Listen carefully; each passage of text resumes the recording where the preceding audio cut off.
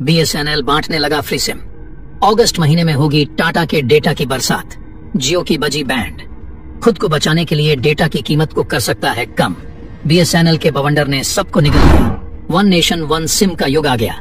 अब बीएसएनएल लाएगा telecom sector में नई क्रांति।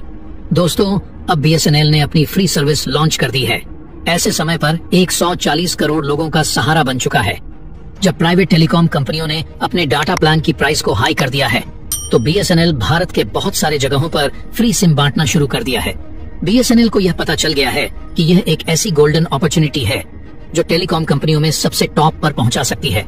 जैसा कि हम सबको पता है कि इस समय जियो, एयरटेल और वीआई ने 10% से लेकर के 27% तक टैरिफ का दाम बढ़ा दिया है। यानी जो प्राइस है वो हाइक हो गई है, बढ़ चुकी है जियो, एयरटेल और वीआई की, और इसी का फायदा बीएसएनएल अब लेना चाहती है। इसलिए बीएसएनएल एक्शन में आ गई है। लोगों को अपनी ओर आकर्षित करने के लिए बीएसएनएल अब तो फ्री सिम तक बांट रही है। बताया यह भी जा रहा है कि फ्री सिम के साथ पहले 1 ईयर का डेटा सर्विस पूरी तरीके से फ्री दिया जा सकता है, और यह सर्विस भारत के शहरों में ही नहीं, गांव से लेकर कस्बों, यानी भारत का कोई भी कोना नहीं बचेगा जहां पर यह सर्विस न मिले। और यही नहीं, अगस्त के महीने में टाटा ग्रुप की मदद से बीएसएनएल पूरे भारत में डेटा की बरसात करने वाला है। जी हाँ दोस्तों, बेहद कम कीमतों में 4G हाई स्पीड डेटा के साथ मिलेगा। दोस्तों, बीएसएनएल ने 2024 के अंत तक पूरे भारत में 1 लाख बेस स्टेशन 4G का बनाने का लक्ष्य रखा है। इन बेस स्टेशनों में सिर्फ 4G के हार्डवेयर को डिप्लॉय किया जाएगा, ताकि 2025 तक सिर्फ इसमें सॉफ्टवेयर को अपडेट करके 5G को इंस्टॉल किया जा सके। दोस्तों, इस समय बीएसएनएल अपने कवरेज को बढ़ाने के लिए मास लेवल पर तैयारी कर रहा है। दरअसल जिन गांवों तक अभी 4G अच्छे से नहीं पहुंच पाया है, वहां तक 4G को अच्छी तरह से पहुंचाने के लिए बीएसएनएल ने अपनी कमर को कस ली है। दरअसल बीएसएनएल का जो बैकबोन है, यानी उसका जो बैकबोन डेटा नेटवर्क है, वह बहुत स्ट्रांग है जियो और एयरटेल के कंपैरिजन में। तो दोस्तों, इस वीडियो में जानेंगे कि बैकबोन डेटा नेटवर्क क्या होता है, कैसे यह बीएसएनएल को इंटरनेट की दुनिया का बादशाह बना देगा। तो दोस्तों, पूरी खबर क्या है जानेंगे इस वीडियो में। लेकिन उससे पहले बीएसएनएल के इस काम के लिए इस वीडियो पर एक लाइक तो बनता है। फटाफट वीडियो को लाइक कर दीजिए। दोस्तों, अगर बीएसएनएल 4G हर जगह अच्छे से पहुंचा देता है, अच्छी खासी स्पीड लोगों को दे देता है, तो दोस्तों मान के चलिए जिस कीमत पर बीएसएनएल ऑफर कर रहा है, उस कीमत पर अगर 4G अच्छी तरह से रोल आउट हो गया पूरे भारत में, तो दोस्तों डेफिनेटली जियो, एयरटेल और वीआई को अपने टैरिफ प्राइस को कम करना ही पड़ेगा, वरना उनका खेल खत्म हो जाएगा।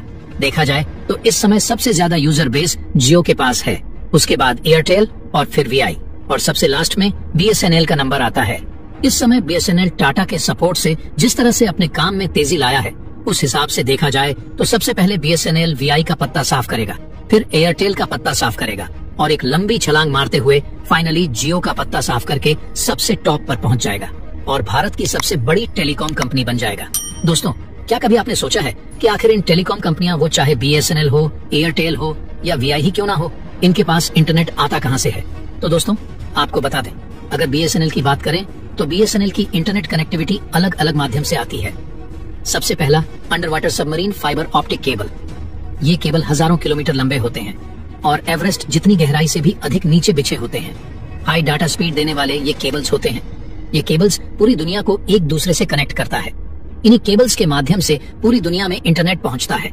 अभी समुद्र के नीचे करीब 426 सबमरीन केबल्स हैं, जिनकी total length around 13 lakh kilometre है। गूगल, माइक्रोसॉफ्ट और फेसबुक जैसी बड़ी इंटरनेट कंपनियां इन्हें बिछाती हैं। तमाम टेलीकॉम प्रोवाइडर्स भी इसमें अच्छा खासा पैसा इन्वेस्ट करते हैं। तो बीएसएनएल जो है, इन्हीं कुछ इंटरनेशनल सबमरीन केबल से अपना इंटरनेट प्राप्त करता है। दूसरा है सैटेलाइट। लेकिन सैटेलाइट इंटरनेट का इस्तेमाल बीएसएनएल कम करता है। ज्यादा इस्तेमाल अंडर वाटर सबमरीन केबल का करता है, क्योंकि सैटेलाइट सिस्टम की तुलना submarine optical fibre cable data transfer के लिए काफी सस्ते पड़ते हैं। इनका नेटवर्क भी ज्यादा फास्ट होता है। सबमरीन केबल जिनसे बीएसएनएल इंटरनेट लेता है, उसमें से एक केबल सबसे महत्वपूर्ण है। उसका नाम है SIAMIWE, यानी south east Asia, middle east, western Europe. Submarine cable के साथ में बीएसएनएल इस्तेमाल करता है फ्लैग, यानी fibre optic link around the globe. इस तरह इन दो तरीकों से बीएसएनएल इंटरनेट की दुनिया से कनेक्ट हो जाता है।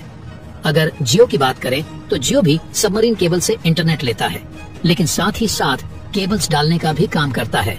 नए केबल्स को डालकर भारत की कनेक्टिविटी दूसरे देशों के साथ करने के लिए अलग से पैसा कमाता है। यानी जियो दो तरीके से पैसा कमाता है। वहीं बीएसएनएल केवल इंटरनेट कनेक्टिविटी देता है, केबल डालने का काम नहीं करता है। और सबसे बड़ी बात यह है कि बे ऑफ बंगाल गेटवे, ये जो सबमरीन केबल हैं और साथ में south east Asia, middle east, ये जो दोनों इलाकों को जोड़ने वाला केबल है जिसको बीबीजी कहा जाता है, यानी बे ऑफ बंगाल गेटवे, इसके ऊपर जियो का ही पूरा कब्जा है। अगर एयरटेल की बात करें तो एयरटेल मल्टीपल सबमरीन केबल्स पर पैसा इन्वेस्ट करता है, यानी SIA-MIWE और Bay of Bengal gateway submarine cable पर। तो इस तरह सबके पास इंटरनेट पहुंचता है। लेकिन यहाँ पर सबसे इंपॉर्टेंट रोल निभाता है नेशनल बैकबोन नेटवर्क। अब नेशनल बैकबोन नेटवर्क क्या है, ये जानते हैं। दरअसल इंटरनेशनल सबमरीन केबल से हम जहां से जुड़ रहे हैं वहां तो आपको इंटरनेट मिल गई। अब इसे देश के कोने कोने तक पहुंचाना है तो इसमें हेल्प करता है नेशनल बैकबोन नेटवर्क। दरअसल नेशनल बैकबोन नेटवर्क का असल काम होता है हर शहर के साथ में उस केबल को कनेक्ट करना, हर छोटे कस्बे के साथ कनेक्ट करना, हर जिले के हर कस्बे और कस्बे से हर गांव को केबल्स से कनेक्ट करना, यानी जहां से इंटरनेट आ रहा है से लेकर के देश के कोने कोने तक इंटरनेट की जो पहुंच है उसको बढ़ाना। तो दोस्तों, सबसे strong national backbone network BSNL के पास है और इसी का सहारा लेकर बीएसएनएल भारत के कोने कोने तक अच्छी तरह से 4G नेटवर्क लोगों तक पहुंचा सकता है। एक बार बीएसएनएल का पूरी तरह से इंफ्रास्ट्रक्चर खड़ा हो गया 4G का, तो बीएसएनएल आसानी से अगले साल इसको 5G में अपग्रेड कर सकता है। उसके बाद बीएसएनएल को बीट करना जियो, एयरटेल और वीआई के लिए मुश्किल हो जाएगा। फाइनली उन्हें अपनी प्राइस कम करनी ही पड़ेगी। तो इस वक्त देखा जाए तो बीएसएनएल में सिम पोर्ट करवाना विन विन सिचुएशन लग रहा है। तो दोस्तों, कौन कौन बीएसएनएल में अपनी सिम पोर्ट करवा चुके हैं, कमेंट बॉक्स में जरूर बताइएगा। तो दोस्तों, जय हिंद, जय भारत।